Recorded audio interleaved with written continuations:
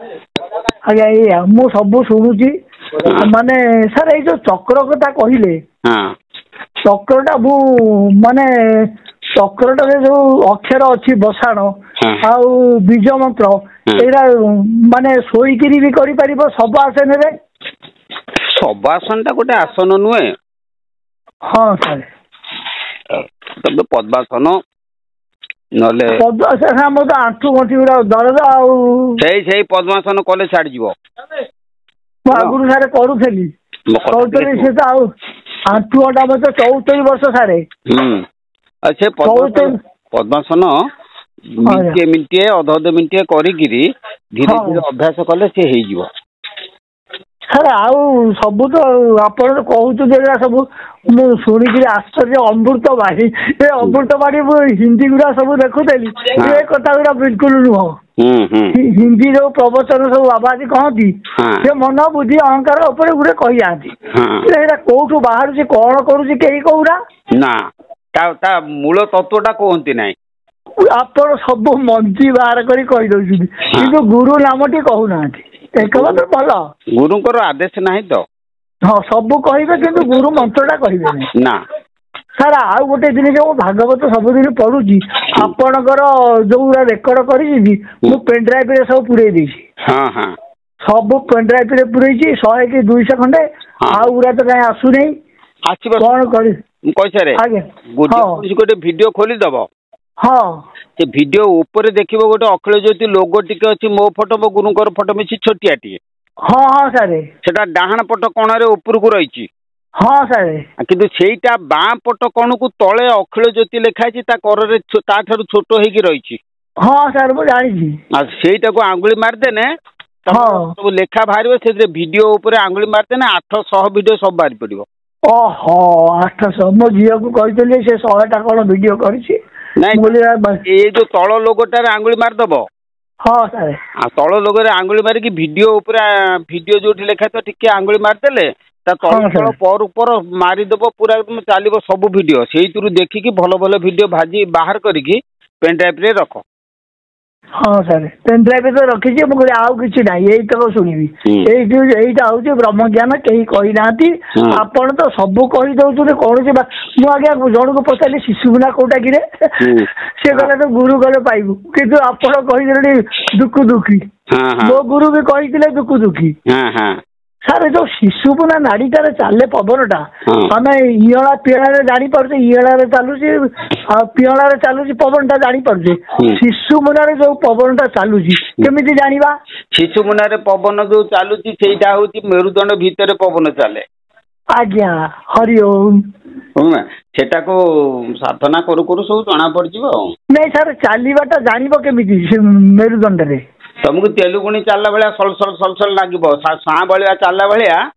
ହରି ଓମ୍ ହରି ଓମ୍ ହରି ଓମ୍ ହରି ଓମ୍ ହରି ଓମ୍ ହରି ଓମ୍ ହରି ଓମ୍ ପ୍ରଭୁ ଆପଣ କି କହିଦେଲେ ଆଜି ଅସଲ ବିଦ୍ୟାର୍ଥୀ ହରି ଓମ୍ ପ୍ରଭୁ ଶରଣାଗତ ପ୍ରଭୁ। ସପ୍ତାଙ୍ଗ ଯୋଉ ଯୋଗଟା ଆଜି ବୁଝଉଥିଲେ କି ଅମୃତ ବାଣୀ ଆଜ୍ଞା ଏ ଭାଗବତର ଯୋଉ କଥାଟା ମୁଁ କହୁଥିଲି ସକାଳେ ଆଉ ସେଟା ପଢିବେ କି? ପଢ।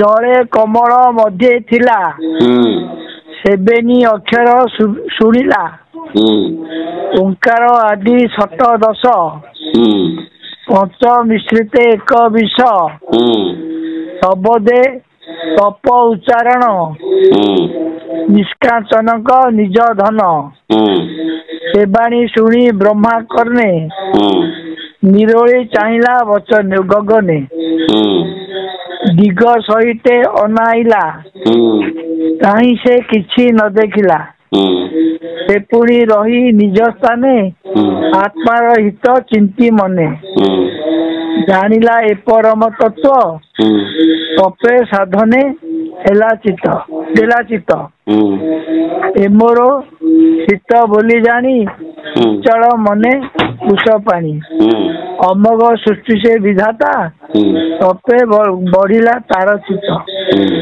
ବେଦ ବରସେ ଶତ ଦଶ ତପସେ କଲା ଦୃଢ ଚିତ୍ତ। ଏଇଟା ଧରେ ନିଷ୍କାଞ୍ଚନକ ଧନ ଆଜ୍ଞା ଏଇଟା ହଉଛି ଦ୍ୱିତୀୟ ସ୍କନ୍ଧ ଅଷ୍ଟମ ଅଧ୍ୟାୟ ନାଇଁ ନବମ ଅଧ୍ୟାୟ। ନବମ ଅଧ୍ୟାୟ ହଉ ଠିକ ଅଛି। କଥାଟା ଶୁଣ। ଆଜ୍ଞା। ପ୍ରଥମେ ଗୋଟେ ପଦ ପଢ ତାପରେ ମୁଁ ଉତ୍ତର କରୁଛି। ଜଳେ କମଳ ମଧ୍ୟ ଥିଲା। କଣ ଥିଲା? ଜଳେ କମଳ ଥିଲା ମଧ୍ୟରେ କମଳ ଜଳେ କମଳ ମଧ୍ୟ ଥିଲା। ହଁ କଣ ଥିଲା? ମଧ୍ୟରେ ଥିଲେ ବ୍ରହ୍ମା। ବାସ୍ ତେଣୁ କଣ ଥିଲା? ବ୍ରହ୍ମା ଥିଲେ। ଜଳ ମାନେ ସିଏ ହଉଛି କାରଣ ଜଳ। ଆଜ୍ଞା। କାରଣ ଜଳରେ ଯେତେବେଳେ ପ୍ରଥମେ ବିଶ୍ୱ ସୃଷ୍ଟି ହୁଏ ସେତେବେଳେ କାରଣ ଜଳରେ ଭଗବାନ ନାରାୟଣ ବିରାଟ ରୂପରେ ସିଏ ଶୟନ କରନ୍ତି। ଯଦି ଶୟନ କରନ୍ତି ଆମର ଶାସ୍ତ୍ରୀୟ ମତରେ ଯେ କାରଣ ଜଳରେ ଅନନ୍ତ ନାଗ ଉପରେ ନାରାୟଣ ଶୟନ କରନ୍ତି। ନାରାୟଣ ତାହେଲେ ବିରାଟ ପୁରୁଷ ନାରାୟଣ ରୂପରେ ଅନନ୍ତ ନାଗ ଉପରେ ଶୟନ କରିକିରି କାରଣ ଜଳରେ ଭାସୁଥାନ୍ତି। ଆଜ୍ଞା। ସେଇ କାରଣ ଜଳରେ ତାଙ୍କ ନାଭିରୁ ଗୋଟେ ପଦ୍ମ ଫୁଟେ। ଯେତେବେଳେ ପଦ୍ମ ଫୁଟିଲା ସେ ପଦ୍ମ ଉପରେ ବ୍ରହ୍ମା ସୃଷ୍ଟି ହେଲେ। ତେଣୁ ଜଳେ କମଳ ମଧ୍ୟ ଥିଲା ଅର୍ଥାତ୍ କାରଣ ଜଳରେ କମଳ ମଧ୍ୟରେ ବ୍ରହ୍ମା ଅବସ୍ଥାନ କରିଥିଲେ। ଆଜ୍ଞା। ତାପରେ ସେବେନି ଅକ୍ଷର ଶୁଣିଲା। ସେବେନି ଅକ୍ଷର ଶୁଣିଲା ନା ଶୁଭିଲା? ନାଇଁ ଶୁଣିଲା।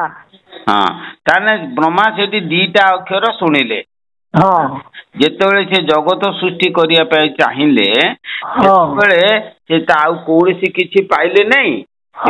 ଯେତେବେଳେ ନ ପାଇଲେ ସେ ଚତୁର୍ଦିଗକୁ ଯେତେବେଳେ ଚାହିଁଲେ ସେଠୁ ମହାଶୂନ୍ୟରୁ ଦିଟା ଅକ୍ଷର ଶୁଭିଲା। ତାପରେ ସେ ଦିଟା ଅକ୍ଷର ସାର୍ କଣ କହିବି ନାହିଁ କି ତମେ କହିଚାଲ। ଓଙ୍କାର ଆଦି ସତ ଦଶ। ଓଙ୍କାର ଆଜି ସପ୍ତଦଶ। ସପ୍ତଦଶ ନା ଷଟଦଶ? ଷଟଦଶ। ଷଟଦଶ। 16। ଶୁଣ ଓଙ୍କାର ଆଦି ଷଟଦଶ ମାନେ 16 ବୁଝିଲେ କି? ଓଙ୍କାରକୁ ମିଶେଇକିରି ଆଉ ଓଙ୍କାରକୁ ମିଶେଇକିରି 16। ଓଙ୍କାରକୁ ମିଶେଇକି ମାନେ ଓଙ୍କାର ଧିଅରୁ ଷୋଡଶ ସ୍ୱରାହା ବୁଝିଲେ କି? 16 ସ୍ୱର ବର୍ଣ୍ଣ ସୃଷ୍ଟି ହେଲା। ବୁଝିପାରିଲ? ଓଙ୍କାର ଆଦି ଷଟଦଶ ମାନେ ଓଙ୍କାରକୁ ମିଶେଇକିରି 16ଟି ସୃଷ୍ଟି ହେଲା। ଅର୍ଥାତ୍ ଓଙ୍କାର ଧିଅରୁ 16ଟା ସ୍ୱର ସେ ସୃଷ୍ଟି କଲେ। ତାପରେ ପଞ୍ଚ ମିଶ୍ରିତ ଏକବିଂଶ। ବାସ୍ ତାହେଲେ 16ରେ 5 ମିଶିଲେ କେତେ? 16ରେ 5 ମିଶିଲେ 21। ବାସ୍ ଏକବିଂଶ ମାନେ 21। ବର୍ତ୍ତମାନ ସେଇ ଯୋଉ 16ଟି ସ୍ୱର ହେଲା ସେଥିରେ 5ଟି ବ୍ୟଞ୍ଜନ ମିଶିକିରି ସେ 21 ହେଲା। ତାପରେ ଶବଦେ ତପ ଉଚ୍ଚାରଣ। ବାସ୍ ଯେତେବେଳେ ଏଇ ଯୋଉ ଅକ୍ଷର ଗୁଡିକ ସବୁ ସୃଷ୍ଟି ହେଲା ଅକ୍ଷର ଗୁଡିକ ସୃଷ୍ଟି ହେଲା ପରେ ସେଠୁ ତପ ବୋଲି ଗୋଟେ ଶବ୍ଦ ଉଚ୍ଚାରିତ ହେଲା।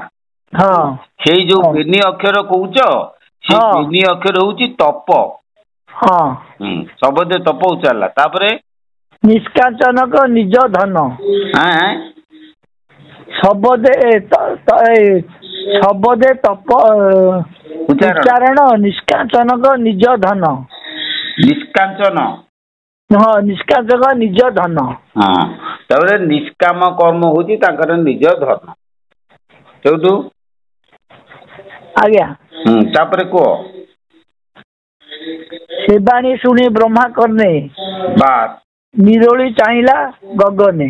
ବାସ୍ ସେଇ ଯୋଉ ତପ ବୋଲିକି ଶବ୍ଦ କର୍ଣ୍ଣରେ ବ୍ରହ୍ମା ଶୁଣିଲେ।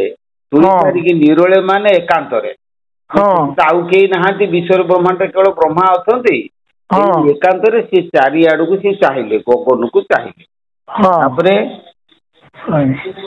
ଦିଗ ସହିତ ଅନାଇଲା କାହିଁ ସେ କିଛି ନ ଦେଖିଲା। ବାସ୍ ସେ 10 ଦିଗକୁ ଦୃଷ୍ଟି କଲେ ପୂର୍ବ ପଶ୍ଚିମ ଉତ୍ତର ଦକ୍ଷିଣ ଐଶାନ୍ୟ ନୈଋତ୍ୟ ଆଗ୍ନେୟ ବାୟବ ଅଧ ଏବଂ ଉର୍ଦ୍ଧ 10 ଦିଗକୁ ସେ ଚାହିଁଲେ।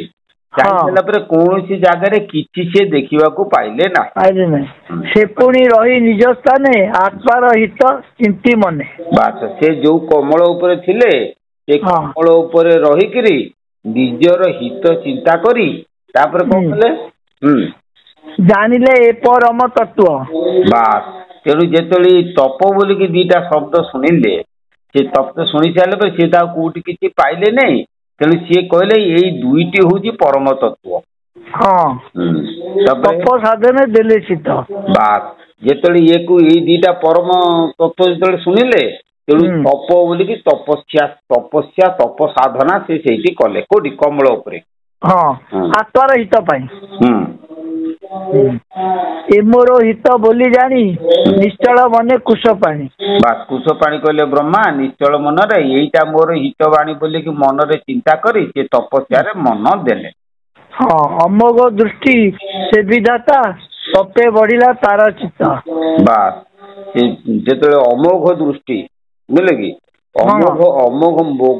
ଅମୋଘ ଦୃଷ୍ଟି ସେମାନେ ଅବିଚ୍ଛିନ୍ନ ଦୃଷ୍ଟି ତାଙ୍କର ହେଲା। ତେଣୁ ଏହାକୁ ତପ ସାଧନା କଲା ପରେ ଧ୍ୟାନରେ ତାଙ୍କର ଚିନ୍ତା ବଢିଲା ଧ୍ୟାନସ୍ଥ ହେଇଗଲେ ସେ। ତାପରେ ବେଦ ବରସେ 10 ଶତ ବେଦ ବରସେ 10 ଶତ ତପସେ କଲା ଦୃଢ ଚିତ୍ତ। ବେଦ ବଚନେ 10 ଶବ୍ଦ ତପ ସାଧନେ କଲା ଚିତ୍ତ। ତାପରେ 10 ଶବ୍ଦ ମାନେ 10ଟି ପ୍ରଣବ ସେ ଜାଣିଲେ 10 ପ୍ରଣବ। ମନ ପବନ କଲା ବନ୍ଦୀ 10 ଇନ୍ଦ୍ରିୟ ଗଣ ରୁନ୍ଧି। ବାସ୍ ମନ ପବନକୁ ସେ ବନ୍ଦୀ କଲା ଅର୍ଥାତ କୁମ୍ଭକରେ ସେ ରହିଲେ। 10 ଇନ୍ଦ୍ରିୟ କହିଲେ ଜ୍ଞାନ ଇନ୍ଦ୍ରିୟ 5 ଆଉ କର୍ମ ଇନ୍ଦ୍ରିୟ 5। 10 ଇନ୍ଦ୍ରିୟକୁ ରୋଧ କରି ମନକୁ ପବନରେ ଛନ୍ଦି ବୁଝିଲେ କି ସେ କୁମ୍ଭକରେ ସେ ରହିକି ରହିଲେ। ତାପରେ ସେ ସତ୍ୟ ତପେ ସର୍ବଲୋକେ ତପ ସୃଜନ ଅତିରିକେ। ବାସ୍ ସେ ସର୍ବଲୋକରେ ସେଇ ତପସ୍ୟା ହିଁ ହଉଛି ତାଙ୍କର ହଉଛି ମୂଳ ତତ୍ଵ। ତପେ ପ୍ରତାପେ ନରହରି ମିଳିଲେ ଏକ ରୂପ ଧରି। ବାସ୍ ଯେତେବେଳେ ସେ ତପସ୍ୟା କଲେ ତପସ୍ୟା କଲା ପରେ ନରହରି କି ନାରାୟଣ ତାକୁ ଗୋଟେ ରୂପ ଧରିକି ତାଙ୍କ ପାଖରେ ଆସିକି ପହଞ୍ଚିଲେ। ତାପରେ ସେ ରୂପ ନ ଜାଣନ୍ତି କେହି ମାୟା ସଂସାରରେ ଦେହ ବହି। ବାସ୍ ମାୟା ସଂସାରରେ ଦେହ ବହି ଯୋଉ ଉପରେ ଭଗବାନ ଆସି ପହଞ୍ଚିଲେ କେବଳ ବେଦ ବ୍ରହ୍ମା ଜାଣନ୍ତି ତାକୁ ଅନ୍ୟ ଲୋକ କେହି ଜାଣିପାରନ୍ତି ନାହିଁ।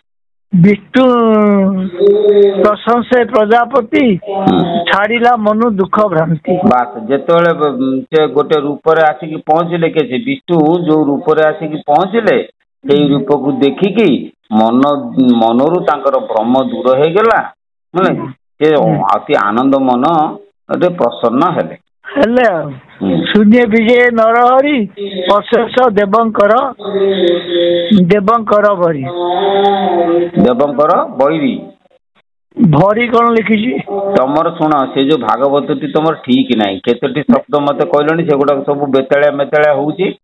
ସାର୍ ଭୁଲ ଭାଗବତ ଭୁଲ ଏଇ ଯୋଉ କଟକ ଭାଗବତ ଏଇଟା ତମେ ଗୋରଖପୁର ଭାଗବତ ଆଣି ପଢୁନ ଭଲ ଭାଗବତ ନ ପଢିକି ୟା ସବୁ ଦେବଙ୍କର ବରି କଣ ଠିକ ହବନି। ଆମେ ଲୋକଙ୍କ ପାଖରେ ଯଦି ଏକଥା ପ୍ରଚାର କରିବା ଲୋକ ହସିବେ ନା ନାଇଁ ଏଭଳି ଭାଗବତ କାହିଁକି ଧରିକି ପଢୁଛ। ବହୁତ ପଢିଲେଣି ବହୁତ ଭୁଲ ଅଛି ନା ଖାଲି ଭୁଲ ନୁହେଁ ତମ ମତି ଭ୍ରମ ବି ହବ। ତମେ ଆଳୁକୁ ସାରୁ ବୁଝିବ ବୁଝିପାରିଲ ନା। ତାର କାରଣ ଟା କଣ କହୁଛି ଶୁଣ ତମେ ଟିକେ ମନ ଦେଇ ଶୁଣ ଏହାର କାରଣ ଟା ଯଦି ପଚାରୁଛି ଶୁଣ। ଯେତେବେଳେ ଦାସ ଭାଗବତ ଲେଖିଲେ ସେ ପ୍ରକୃତ ମୂଳ ଭାଗବତ ଟା କାହା ପାଖରେ କୋଉଠି ନାହିଁ। ସେ ଭାଗବତ ଟା ହଜି ଯାଇଛି। ଯଦି ହଜି ଯାଇଛି ଯୋଉ ଟୀକାକାର ମାନେ ସେ ଭାଗବତରୁ କରିଥିଲେ ସେ ସବୁ ବେତାଳ ମେତାଳ କରିଥିଲେ। ଦ୍ରୁତକୁ ଦ୍ରୁମ ଭୃତ୍ୟକୁ ଭୀମ। ତମେ ଦେଖ ଆଗରୁ ଯୋଉ ଏକାଦଶ ସ୍କନ୍ଦ ବହି ଥିଲା ସେ ଏକାଦଶ ସ୍କନ୍ଦ ବହିରେ ଗୋଟେ ଭୀମ ବୋଲିକି ଗୋଟେ ଚିତ୍ର ହେଇକି ସିଏ ବସିକି କଣ କରେ ନା ସେଇ ଯୋଉ ଶାମ୍ବକୁ ନାରୀ ମେଷ କରି ଶୁଣ ସେ ଯୋଉ ଲୁହଶୀଳକୁ ଭୀମ ଘଷୁଥିଲା। ଏଟା କେବେ ସମ୍ଭବ ନୁହେଁ। କାହିଁକି ନା ଭୀମ ଯେତେବେଳେ ସ୍ୱୟଂ ଶ୍ରୀକୃଷ୍ଣଙ୍କୁ ମାନେ ନା କଥାରେ କେମିତି ଯାଇକି ସେ ଘଷିଲା ଲୁହାଶିଳା। ସେଟା ଭୀମ ନୁହେଁ ସେଇଟା ହଉଛି ଭୃତ୍ୟ। ତେଣୁ ଭୃତ୍ୟ ଜାଗାରେ ଭୀମ ଏଇଭଳି ପ୍ରକାର ସବୁ ଯୋଉ କଥା ଗୁଡା ସବୁ ବ୍ୟତିକ୍ରମ ହେଇଛି ଏଇ କଥାକୁ ରାଜକିଶୋର ଦାସ ଭଲ ଭାବରେ ଅନୁସରଣ କଲେ। ସିଏ କଣ କଲେ ନା ଆଉ ଗୋଟେ ଭାଗବତ ଲେଖିଲେ। ଖାଡଙ୍ଗା ମଧ୍ୟ ଏ ଭାଗବତକୁ ମାନେ ବ୍ୟତିକ୍ରମ ଦେଖିକି ସିଏ ମଧ୍ୟ ଖାଡଙ୍ଗା ଭାଗବତ ଲେଖିଲେ ହେଲା। ଚୈତନ୍ୟ ଚରଣ ବାବା ଆମର ଯୋଉ ପୁରୀରେ ଯୋଉ ବାୟା ବାବାଙ୍କର ଯୋଉ ଅଛି, ପୁରୀ ଆଉ ଭୁବନେଶ୍ୱରରେ ବାୟା ବାବାଙ୍କର ଯୋଉ ମନ୍ଦିର ଅଛି, ବାବାଙ୍କର ଶିଷ୍ୟ ଜଣ ହଉଛି ଚୈତନ୍ୟ ଚରଣ ବାବା। ସିଏ କଣ କଲେ ନା ତାକୁ ମଧ୍ୟ ସେମିତି ପ୍ରକୃତ ଅର୍ଥକୁ ଆଖି ଆଗରେ ରଖିକି ଜଗନ୍ନାଥ ଦାସକୁ କଥାକୁ ଠିକ ରଖି ସଂସ୍କୃତ ଶ୍ଳୋକକୁ ଆଖି ଆଗରେ ରଖି ସିଏ ମଧ୍ୟ ଶ୍ରୀମଦ୍ ଭାଗବତମକୁ 5 ଖଣ୍ଡ ଲେଖିଥିଲେ। କିନ୍ତୁ ଆମର ଏବେ ଗୋରଖପୁରରେ ସବୁ ପଣ୍ଡିତ ମଣ୍ଡଳୀ ବସି ଜଗନ୍ନାଥ ଭାଗବତକୁ ତାକୁ ଅନୁଧ୍ୟାନ କରିକି ଗବେଷଣା କରିକି ତାଙ୍କ ଭାଷାକୁ ରଖିକିରି ସଂସ୍କୃତ ଶ୍ଳୋକରେ ନମ୍ବର ସବୁ ଦେଇକିରି ପ୍ରକୃତ ଶ୍ଳୋକର ଅର୍ଥ କରିକିରି ସେ ଟୀକା କରିଛନ୍ତି ଏବଂ ସୁନ୍ଦର କରି ଭାଗବତ କରୁଛନ୍ତି, ଯାହାକି ଜଗନ୍ନାଥ ଦାସଙ୍କର ଅର୍ଥ ସହିତ ସେ ପ୍ରକୃତ ସଂସ୍କୃତ ସହିତ ମିଳେଇକିରି କରିଛନ୍ତି। ସେଇଟା ହଉଛି ସବୁଠୁ ଭଲ ଭାଗବତ। ସେଇ ଭାଗବତ ଆଣିକି ପଢ, ସେଇଥିରେ ପ୍ରକୃତ ଅର୍ଥ ପାଇବ। ଏଗୁଡାକ ସବୁ ଇଆଡୁ ସବୁଠୁ ଅର୍ଥ ହେଇଛି। ମତେ ତ ଅଲଗା ଲାଗୁଛି, ତମେ ମତେ ବି ଅଲଗା ଲାଗୁଛି ଧର୍ମଗ୍ରନ୍ଥ ଷ୍ଟୋର ନା ଧର୍ମଗ୍ରନ୍ଥ ହଉ ଯୋଉ ଅଧର୍ମ ଗ୍ରନ୍ଥ ହଉ, ମୋର କହିବା କଥା ହଉଛି ଯେ ଇଏ ଭାଗବତର ଲେଖକଟା ଠିକ ନାହିଁ। ତେଣୁ ତମେ ଗୋରଖପୁର ଗୀତା ପ୍ରେସର ଭାଗବତ ଆଣିକି ପଢ। ପଢି ସାରିକି ତମେ ମଝିରେ ମଝିରେ ଯାହା ପଚାରିବ, ଯାହା ଜାଣିଥିବି ତମକୁ କହିବି। ମୁଁ ବି ଯେତିକି ତମକୁ ଉତ୍ତର ଦେଲି, ଉତ୍ତରରେ ମୁଁ ବି ସନ୍ତୁଷ୍ଟ ନୁହେଁ, କାରଣ ଏ ଅର୍ଥ ଗୁଡିକ ସବୁ ବେତାଳ ବେତାଳ ହେଲା। ହଉ ସାର୍ ବହିଟା ଆଣିକି ପଢିବି। ସାର୍ ଆଉ ଗୋଟେ ପ୍ରଶ୍ନ, ସାର୍ ଯୋଉ ତ୍ରାଟକ କହୁଛନ୍ତି, ତ୍ରାଟକଟାରେ ଆମେ ବାହ୍ୟ ଅନ୍ତର ତ୍ରାଟକଟା ଭଲ ନା ବାହ୍ୟ ତ୍ରାଟକଟା ଭଲ? ନା ଅନ୍ତର ତ୍ରାଟକ ସବୁଠୁ ଭଲ। ମୁଁ ତ ସେଇଟା ମୁଁ ସାର୍ ଅନ୍ତର ତ୍ରାଟକଟା ମୁଁ କରୁଛି। ବଢିଆ ହେଲା। କାହିଁକି ବାହ୍ୟ ତ୍ରାଟକରେ ଆମର କାମରେ ଆସିବନି, ଆମର ମୋର ହେଇଗଲା 74 ବର୍ଷର ବୁଢା। ନାଇଁ ଗୋଟେ କଥା ଶୁଣ, ଅନ୍ତର ତ୍ରାଟକ କରୁଛ ଯେ ବାହ୍ୟ ତ୍ରାଟକରେ ଚକ୍ଷୁ ସ୍ଥିର ହେଲେ ଅନ୍ତର ତ୍ରାଟକ କଲେ ତମର ତ୍ରାଟକ ସିଦ୍ଧ ହବ। ଆଗ ଡାଇରେକ୍ଟ ଅନ୍ତର ତ୍ରାଟକ କଲେ ତମେ କରିପାରିବନି। ଆଗେ ବାହ୍ୟ ତ୍ରାଟକ ତାପରେ ଅନ୍ତର ତ୍ରାଟକ। ବାହ୍ୟ ତ୍ରାଟକରେ କୌଣସି ଜାଗା ନାସାଗ୍ର ହଉ ବା କୌଣସି ଜାଗା ହଉ, ତମେ ସେଇଥିପାଇଁ ଆମର କୁହନ୍ତି କଣ ଯେ ଗୀତା ଲେଖା ହେଇଛି ସଂପ୍ରେକ୍ଷ ନାସିକାଗ୍ରଂ ସଂଦେଶସ୍ଥାନ ଅବଲୋକୟନ, ଅର୍ଥାତ୍ ଯେ ନାସାଗ୍ରକୁ ଦୃଷ୍ଟି ରଖିକିରି ତମେ କିଛି ଦିନ ସାଧନା କଲା ପରେ ଯେତେବେଳେ ନାସାଗ୍ରରେ ଦୃଷ୍ଟି ସ୍ଥିର ହେଇଯିବ, ତାପରେ ସେଇଠୁ ଅନ୍ତର ତ୍ରାଟକ ବେଳେ ବେଳେ ହେଇଯିବ। ସେତେବେଳେ ତମେ ଯାହାକୁ ଚିନ୍ତା କରିବ, ତମର ଯୋଉ ତମ ଇଷ୍ଟ ଯିଏ ହେଇଥିବେ, ଗୁରୁ ହଉ ବା ଠାକୁର ହଉ ଯିଏ ହଉ, ତାଙ୍କୁ ତମେ ଚିନ୍ତା କରିକି ତମେ ଅନ୍ତର ତ୍ରାଟକ କଲେ ସେତେବେଳେ ତମର ତ୍ରାଟକଟା ସହଜ ସାଧ୍ୟ ହେବ ଏବଂ ସିଦ୍ଧି ଶୀଘ୍ର ହବ। ବୁଝିପାରିଲ? ସାର୍ ଆଉ ଗୋଟେ ପ୍ରଶ୍ନ ମନରେ ଉଦ୍ରେକ ହଉଛି, ଭଗବାନଙ୍କ ନିଃସୃତ ବାଣୀଟା ଠିକ ନା ଆମର ଯୋଉ ବେଦ ବେଦାନ୍ତ ବାଣୀଟା ଠିକ? ନା ଦିଟା ଆଙ୍କେ ଠିକ। ଗୋଟେ କଥା ହଉଛି ବେଦ ବେଦାନ୍ତ ବାଣୀଟା ଭଗବାନଙ୍କ ମୁଖ ନିଃସୃତ ବାଣୀ। ନାଇଁ ସାର୍, ବେଦ ବେଦାନ୍ତ ଭଗବାନଙ୍କ କେମିତି ବାଣୀ ହେଲା? ସେଟା ବ୍ରହ୍ମାଙ୍କର ବାଣୀ ନା ଆଉ? ନାଇଁ ତମେ ଭୁଲ ବୁଝୁଛ।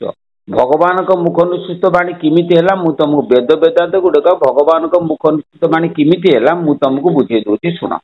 ଗୋଟେ ହଉଛି ଜଣେ ସାଧୁ ଭଗବତ ପ୍ରାପ୍ତି ହେଲେ, ଆଜ୍ଞା ଭଗବତ ପ୍ରାପ୍ତି ହେଇସାରିଲା ପରେ ତାଙ୍କ ମୁଖରୁ ଯୋଉ ବାଣୀ ବାହାରିଲା ସେଟା ତାଙ୍କର ବାଣୀ ନାହିଁ, ସେଟା ହଉଛି ଭଗବତ ବାଣୀ। ତେଣୁ ଆମର ନୈମିଷାରଣ୍ୟରେ ସାଧୁ ସନ୍ଥ ମାନେ ଯେତେବେଳେ ସମାଧିରେ ରହିକିରି ଏ ବେଦବାଣୀ କି ଲେଖିଛନ୍ତି, ଇଏ ହଉଛି ସାଧୁ ମାନଙ୍କର ସମାଧି ଭାଷା। ସେଇଥିପାଇଁ ତାକୁ କୁହାଯାଏ ଭଗବାନଙ୍କ ମୁଖ ନିଃସୃତ। ଭଗବାନ ବୋଲିକି ଗୋଟେ 4 ହାତ କି 2 ହାତିଆ କୋଉଠି ନାହାନ୍ତି। ତାଙ୍କ ବାଣୀ କହିଲେ ଆମକୁ କହିବେ ଭଗବତ ବାଣୀ କଣ ନା ସାଧୁ ମାନଙ୍କର ସମାଧି ଭାଷାକୁ ଭଗବାନଙ୍କ ମୁଖ ନିଃସୃତ ବାଣୀ କୁହାଯାଏ। ତେଣୁ ସେ ଯୋଉ ବାଣୀଟା ବେଦ ବେଦାଙ୍କର ବାଣୀ। କିନ୍ତୁ ତମେ ଯୋଉ କଥା କହୁଛ, ଯୋଉ ପାର୍ଥକ୍ୟ କଥା କହୁଛ, ଯେ ବେଦ ବାଣୀ ଆଉ ଭଗବାନଙ୍କ ମୁଖ ନିଃସୃତ ବାଣୀ ଦିଟା ଏକ ବୋଲିକି ତମେ ସେଇ ଦିନ ଜ୍ଞାନ କରିବ ଯୋଉ ଦିନ ତମେ ସଦ୍ଗୁରୁଙ୍କ ଠାରୁ ଉପଦେଶ ଲାଭ କରିବ।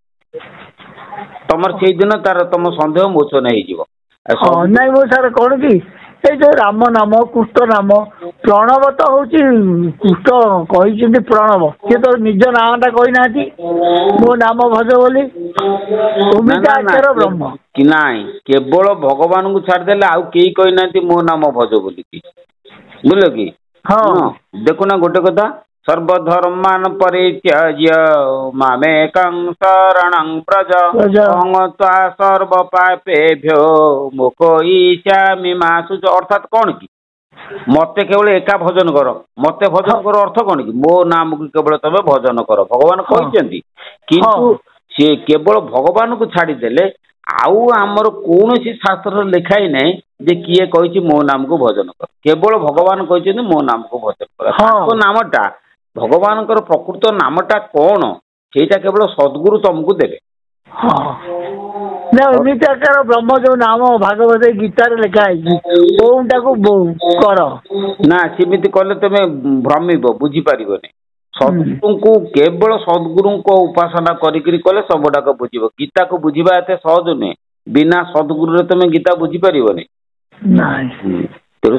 प्रणव जो प्रणव कथा आम गुरु कही गुरु दीक्षा नहीं सारे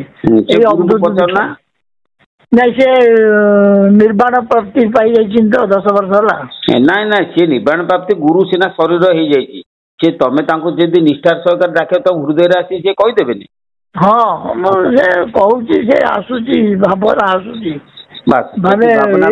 पाई हाँ पवन जो जाऊँगी ऊपर बाट देकी पुड़ा गला तल भल मंद सब तुम गुरु ही कहे मुझे कहीपरि हाँ नहीं सर आप ना ना शुण तुम गुरु कर माने गुरु को पचार मत पचार प्राक्टिकल क्या मुझे कहीं प्राक्टिकल जिन तुम गुरु को पचार तुमको सी कहीदेवे मत थियोरी पचार भागवत हेन तेन जहाँ पचार मुझे कहीदेली कि प्राक्टिकल कथा गुड़ाक कही हेनी आम हौ हरि ओम सर।